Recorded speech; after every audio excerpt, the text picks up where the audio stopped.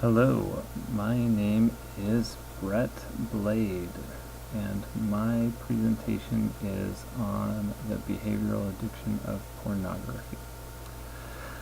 I just kind of want to start off it can be sensitive material. I don't go into anything super explicit or anything, but I know that this can be near and dear to the hearts of some individuals, so I just want y'all to know that before I continue on. Oh, whoops, let me click present though.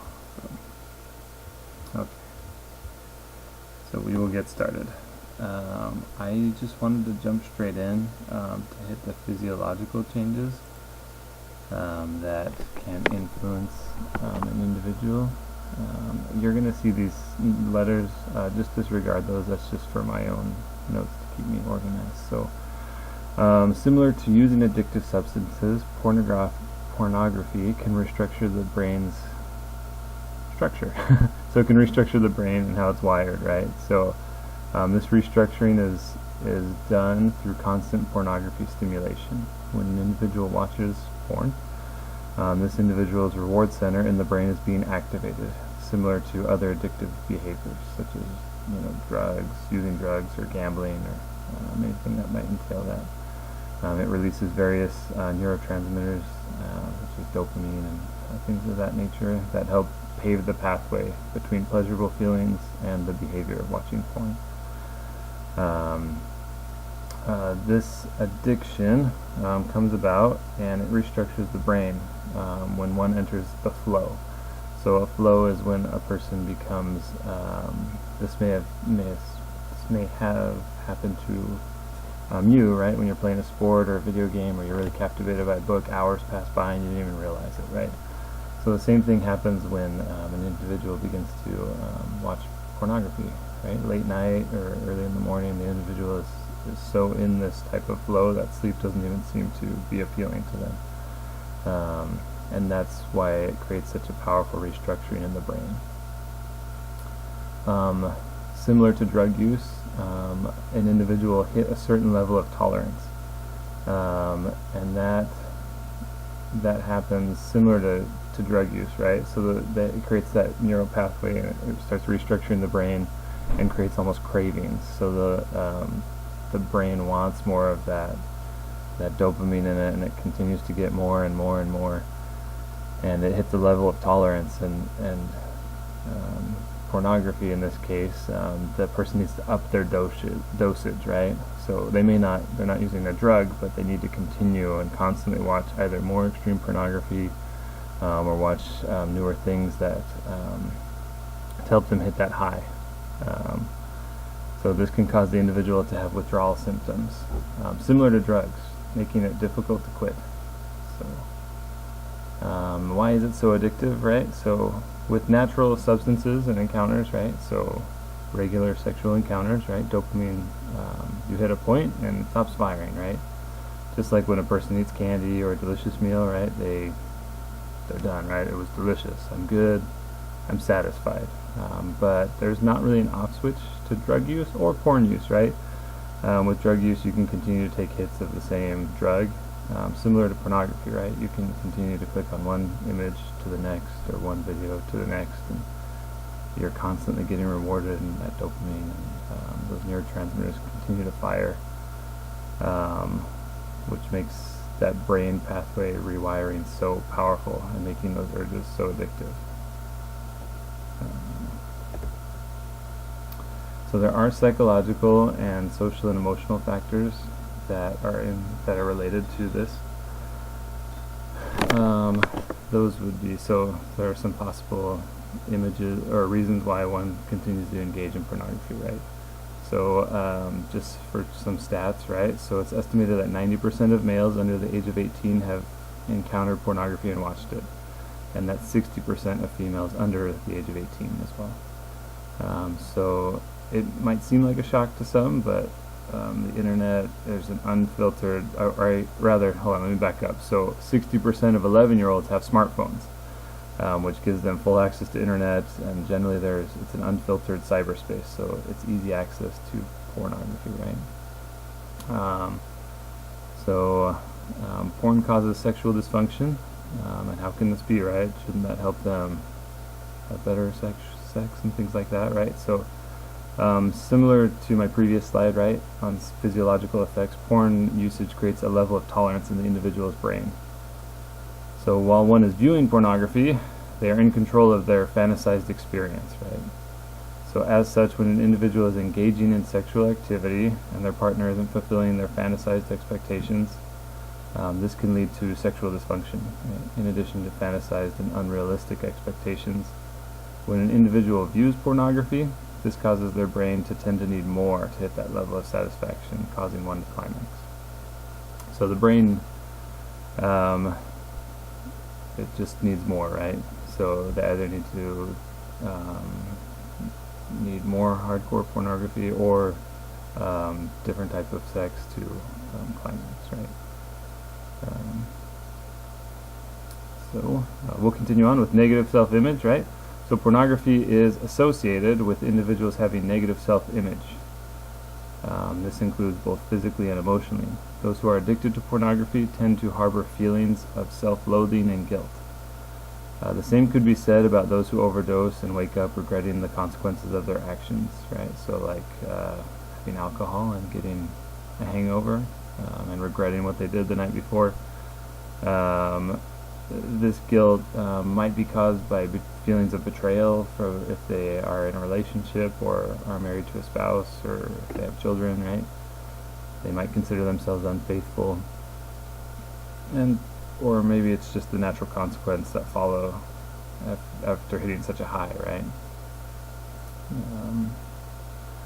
Another thing that was interesting to find that those who are addicted to pornography tend to have certain negative consequences in relationships, especially with their partners, right?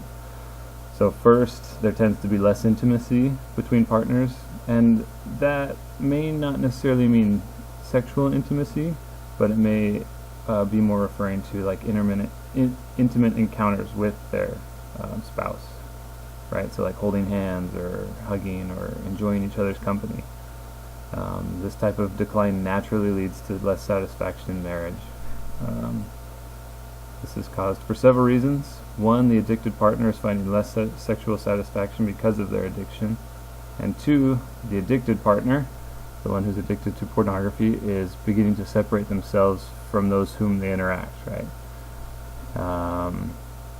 They begin watching pornography, and this creates internal schemas as to that individuals are basically just there to gratify them sexually, right? And this might be, that wouldn't be in the early stages of beginning pornography use, but in the later stages when that schema has been internalized and the brain has been rewired, right? And another reason might be because relationships decline because there's more negative communication between the two parties. Generally, the addicted member of the relationships becomes abusive or toxic, right? This might be because the reward center in that individual's brain has been rewired and they need more dopamine, so they seem more irritable. They become more toxic, less patient, and even abusive, sometimes verbally abusive to their partners.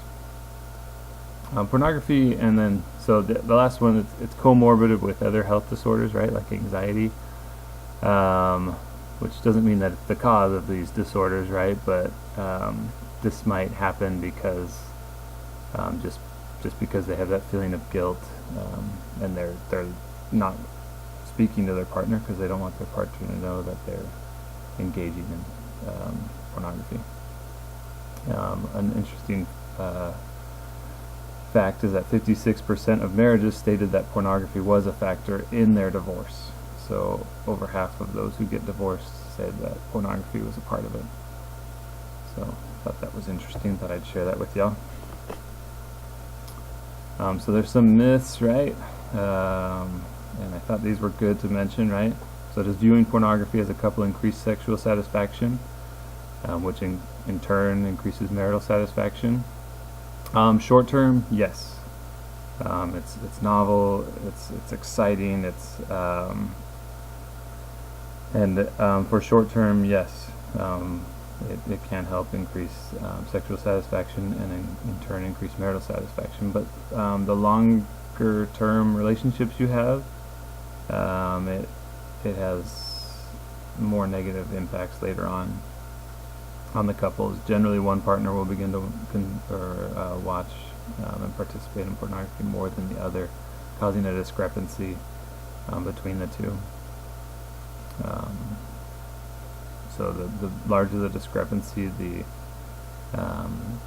less satisfied the partners are in a marriage.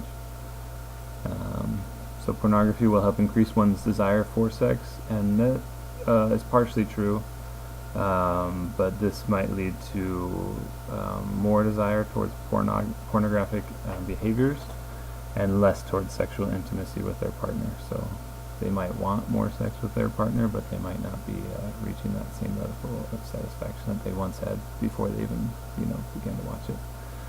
Pornography does fill a craving and an appetite. It might create a safe escape, right, in quotations, but it kind of does, but perhaps it's not a safe one that an individual can easily leave, right? Because most individuals have relationships or want them, and watching pornography might seem harmless, but it can create powerful urges and addictions that can be difficult to escape. And it might be difficult to remedy, relationships between their partners, right? So there's some questions to consider. I'm not going to go over those as much, but just something to think about. That's more food for thought. The conclusion, right? So pornography is an addictive behavior. It shares many similarities with drugs, right? Physically, emotionally, and socially, and it can impair and harm an individual's ability to function. So I like this quote on the side: "It's better to prepare and prevent than repair and repent." Granted, it's from a religious source, but I think it applies to any type of addiction, right? It's better to just prepare and prevent that than partaking of it and trying to fix it, right? And these are my references, and I am Bladh. Thank you for listening.